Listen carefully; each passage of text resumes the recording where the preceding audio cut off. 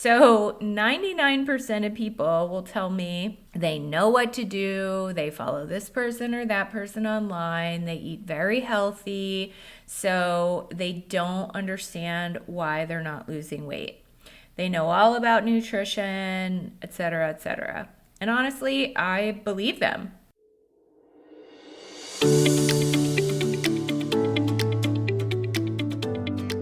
Do you struggle to maintain weight loss but desperately want to feel good in your own skin, confident in your clothes, and improve your overall health? If so, you're home. Hey, I'm Sam, dietitian, specialist in weight management, and former functioning fat girl. I learned the secret of how to lose and maintain weight by simply nourishing my life well. If you're ready for the sustainable nutrition strategies, consistent habits, and freedom from a self-sabotaging mindset, grab your water bottle and let's go. Before we get started on today's amazing episode, I just want to remind you that if you're not subscribed to my email list yet, you're missing out. I'll be breaking down the most important points of these podcast episodes, providing you with a healthy recipe of the week or a favorite meal prep tip, and give you first dibs on any new offers or programs I'm running. This is the best way to stay in contact with me, and I'd also really love it if you sent in ideas for topics to get into on the podcast. So don't miss out and go ahead and click the link in the show notes to subscribe to Anchored Living, my email newsletter. Okay, let's dive into the episode. Hello, friends. I'm Sam. Welcome back to another episode of the More Than a Number podcast. I'm so glad you're here. Today, I want to tell you about a conversation that I had just recently with a new client, and it's very similar to the conversations that I have with a lot of people. So I think it's going to be a really relatable topic. What happened was like I say, our initial conversation kind of started like a lot of conversations that I've had with people who are really frustrated with the lack of progress on their weight loss goals. So often, people will tell me I'm really interested in nutrition.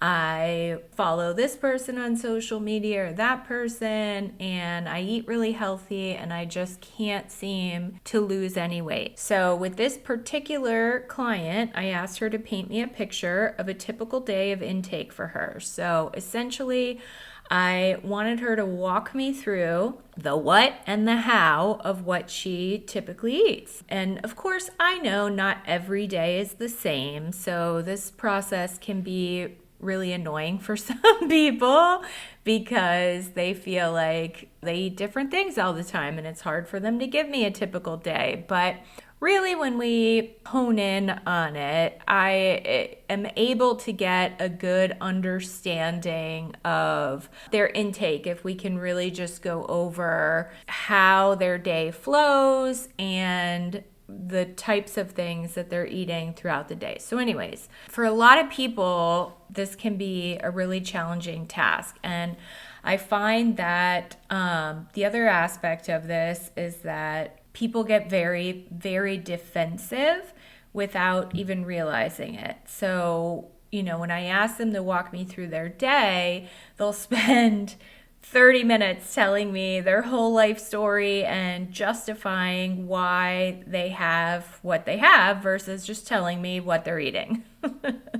Which, I completely understand. And it's just a very sensitive and personal topic and struggle. So I understand it, and they want to defend their choices. But it's really not for me to judge. It's for me to just understand their intake so that we can kind of get into the nitty-gritty of maybe why they're struggling to lose. So 99% of people will tell me they know what to do. They follow this person or that person online. They eat very healthy. So they don't understand why they're not losing weight. They know all about nutrition, etc., etc. And honestly, I believe them. I do think most people have a decent basis of knowledge on what nutrient-dense foods are. For example, most people, maybe not everyone, but most people know that fruits and vegetables are probably better for us than chips and cookies, right? But what can happen is we don't realize the most basic, most fundamental rule of energy balance. Some people may not want to hear this, but the facts are the facts. I'm talking about calories in versus calories out. Now, first, let me say, I do believe there are a number of other factors that can certainly play into weight loss and weight maintenance, or why we're struggling to lose weight. For example, certain medications like steroids or different life stages. Hello, perimenopause, right over here. Conditions, diagnoses like PCOS, or maybe there's medical reasons for limited physical activity. But the fact is, if we're eating more calories than we're burning, meaning we're in a calorie surplus, we are 100% not going to lose weight. And I know this is difficult to process because we really try to make those better choices, but quote unquote healthy foods do have calories. they too have calories. It's not just junk food and pizza and ice cream and stuff that we're trying to avoid.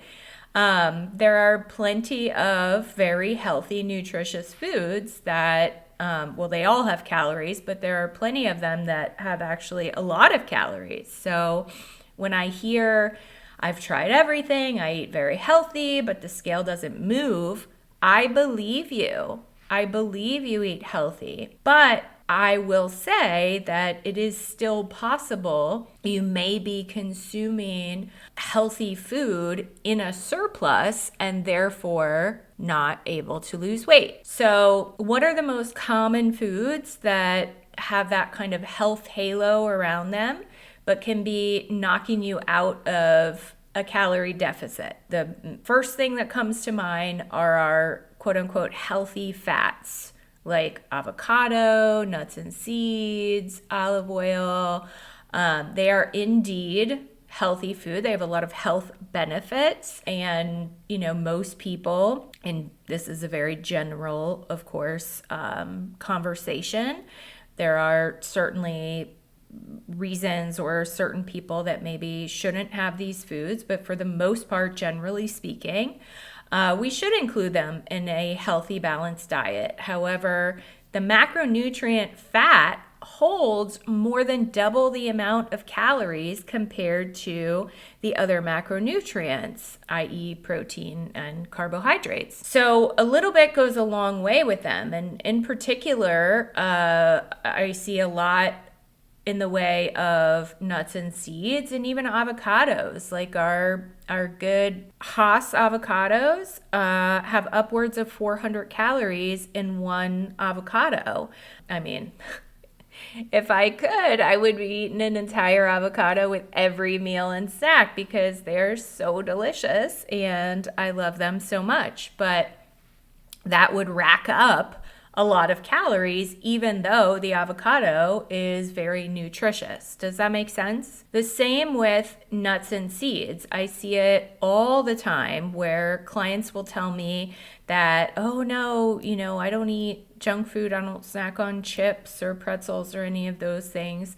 I just, have a big bag of almonds and I'm snacking on my almonds all day. And, on the one hand, yeah, that is a lot more nutritious than Doritos, but a general serving of nuts is approximately a quarter of a cup, which is much less than the, quote, handful we typically eat or are recommended to eat. I hear a lot of times people online and different, nutritionists or experts, self-titled experts, recommending to have a handful of nuts instead of the chips or whatever. But a handful can easily be 4 or 5 servings. I mean, you can really dig out a lot of pistachios or almonds like that. So that can be upwards of 1,000 calories or more just in your handful of nuts.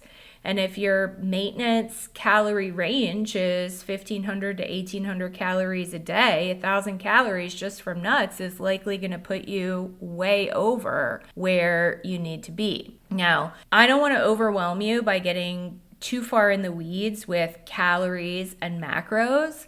I know there's a lot of people who don't care to track their calories, or maybe who can be triggered into disordered patterns from tracking.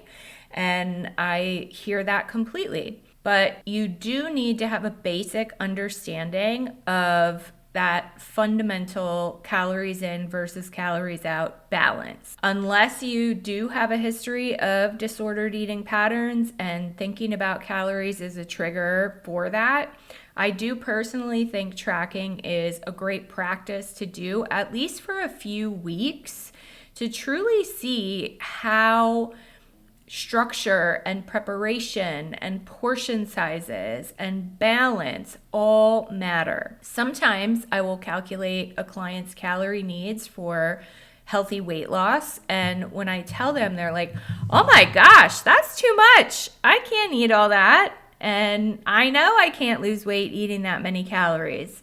But when we actually track every bite, nibble, snack, meal, sip throughout the week, they start to see that they really have been consuming much more than they actually think. The other possibility that's pretty common is that lack of consistency, which we just talked about in a previous episode. So, for example, maybe Monday through lunchtime on Thursday, we're only consuming some super low number of calories, like 1,200. But then they're starving and go off the rails Thursday evening through Sunday, making up for those deficit days and actually going into a surplus.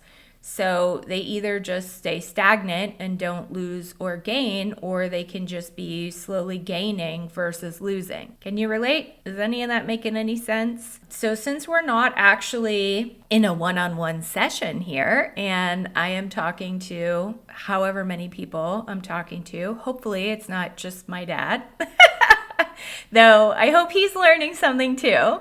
I want to give you a few simple, general, practical things that you can do to avoid unintentionally going into a calorie surplus and halting your weight loss efforts without having to track every single calorie and macro. Okay? These 5 things are things that you can really think about putting into place and adjusting in your daily intake to try to clean up the excess calorie intake. That's another thing to think about. A lot of times, our meals could be very well balanced and healthy, but if you don't realize how often you're kind of just mindlessly like taking a handful of nuts here and a snack of this there and a lick and a sip of that there, all of those extra things kind of add up. So if our meals are not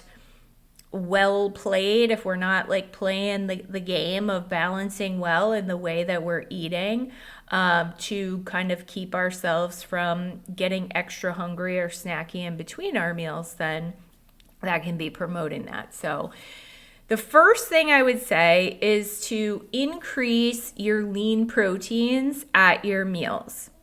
And I know protein is super trendy and a little bit of a controversy sometimes where people think that, we eat too much protein. But in all of my years of counseling people thousands of people over the last decade of counseling them, I can tell you that for sure, most people are eating a heck of a lot less protein than they actually think that they are, and are actually low in protein. So the reason why increasing the lean proteins at your meals can be really beneficial and helpful is because protein sits in our gut for longer, meaning it keeps us feeling satisfied for longer and we're not getting hungry again an hour after eating. Okay? And then the second thing that we want to look at our meals is our fiber. So we want to increase our fiber at meals. Fibrous foods like vegetables fill us up on less calories. So, a lot of us are more like volume eaters. We want to see more volume on the plate and eat more, but we feel like when we're trying to lose weight, we have to eat so much less. You can eat a good amount of food at your meals if you're eating in the right balance. So you get your protein, and then you can kind of load up on those veggies that don't hold as many calories, but they do fill us up really, really well. So in particular, non-starchy vegetables with our lean proteins. And we want to include the starchy vegetables at our meals so that our brain is happy that we're getting carbs, but they are high fiber, complex carbohydrates that are chock full of nutrition goodness. Examples of those starchy veggies are potatoes, corn, peas, beans, and lentils. And then our other high fiber complex carbs would be whole grains. So those are, basically our three things to look at in our meals. We want to increase the lean protein at our meals. We want to increase our fiber with preferably lots of non-starchy vegetables, which very simply are all the other vegetables aside from the starchy ones that I just mentioned.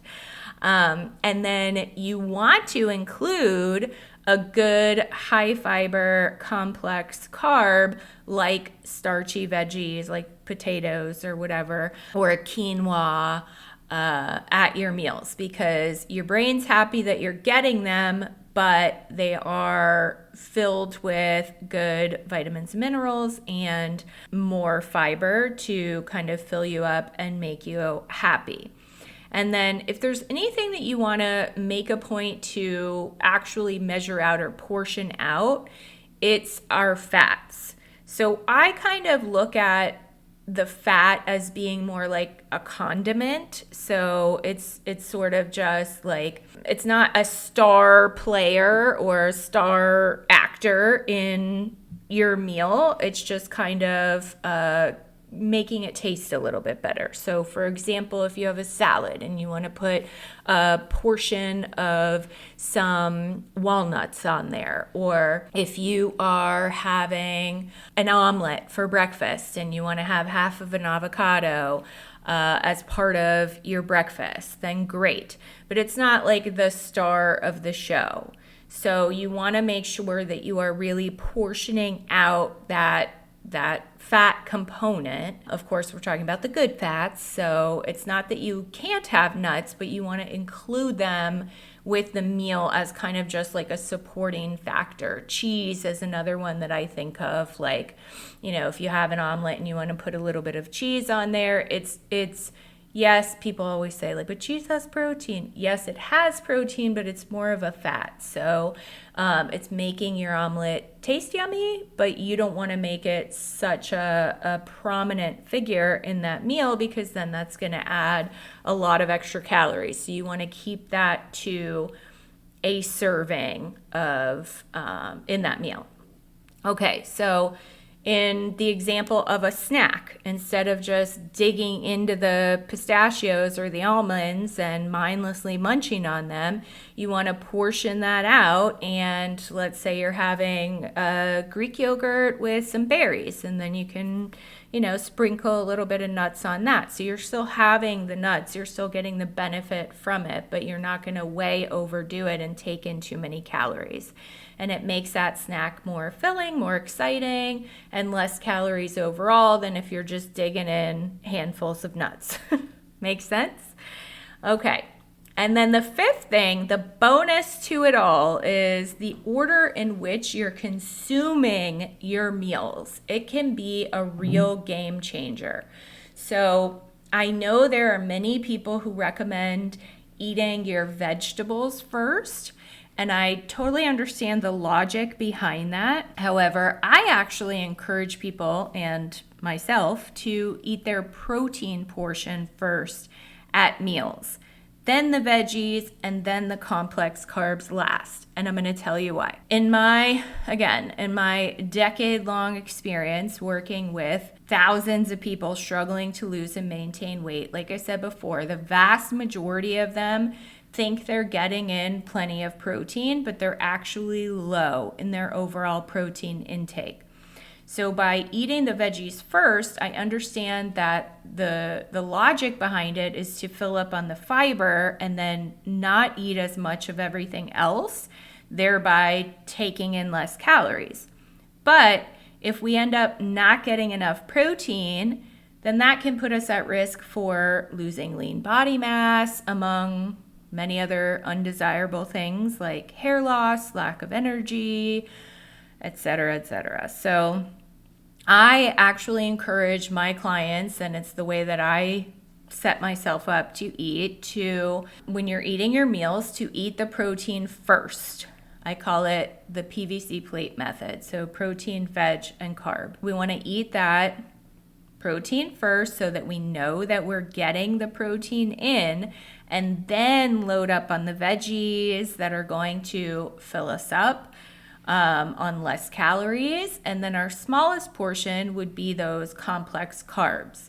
When we put them last, our brain is still happy to have them, so we're not deprived of anything, but we don't have the room to go overboard on them because we've already eaten our protein and our veggies. Obviously, there are some meals like salads or soups or stir fries where everything is mixed together, so it's a little difficult to eat in an order. However, if you're someone who does not want to track calories, macros, etc., by balancing your meals in this way and eating in this order, you're setting yourself up to not go over in your calories per meal, and also to keep yourself feeling satisfied in between meals to avoid grazing or mindless snacking on all those other things that are going to add lots of calories to your day.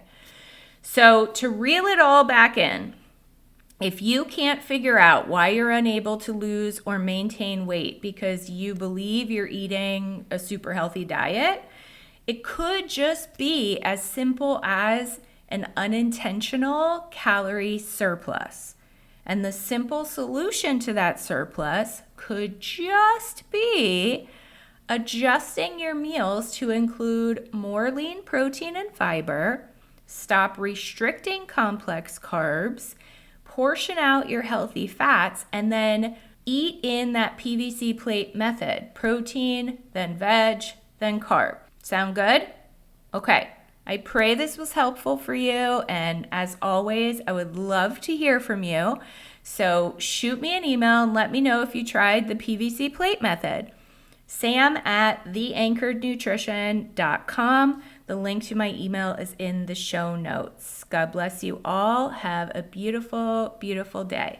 Hey friend, I really hope you feel empowered by this episode. If so, would you take 30 seconds and share it with another friend who needs it? Also, please leave a quick review for the show on Apple Podcasts. It brings me so much joy to know this podcast is helping you. Okay, time to go nourish well, aka eat some good food.